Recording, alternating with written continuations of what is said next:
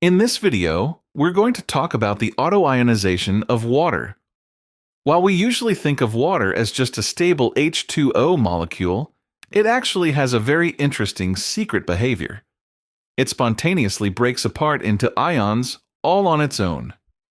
Even in a glass of pure water, a tiny fraction of the molecules are constantly dissociating to produce hydrogen ions and hydroxide ions. We call this autoionization. It's so rare, about 1 in every 10 million molecules, that pure water doesn't even conduct electricity. It's a very weak electrolyte, but that tiny amount of ionization is the foundation for all of acid-base chemistry. Before we do the math, look at this shorthand notation. When you see square brackets around a chemical symbol, it just means the concentration of that substance in molarity. In pure water at room temperature, the concentration of both H plus and OH minus is exactly 1.0 times 10 to the negative 7 molarity. Because these concentrations are equal, pure water is perfectly neutral. Here's the critical rule you need for your note card. In any aqueous solution, if you multiply the hydrogen ion concentration by the hydroxide ion concentration, you always get 1.0 times 10 to the negative 14. This value is a constant. Think of it like a seesaw.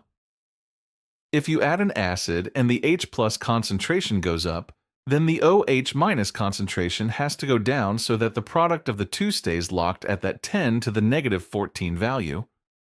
The best part is you don't even need a calculator for these. There's a simple trick. Just look at the exponents. Since we're multiplying, we really just need the two exponents to add up to 14. So if your acid concentration is 10 to the negative 5, you just think, 5 plus what equals 14? The answer is 9, so your hydroxide concentration is 10 to the negative 9. It's a fast, easy way to switch between the two ions. Let's try one. If we have a solution where the H plus concentration is 1.0 times 10 to the negative 2 molar, what is the OH minus? Just use the trick. 2 plus 12 makes 14, so the hydroxide concentration must be 1.0 times 10 to the negative 12 molar.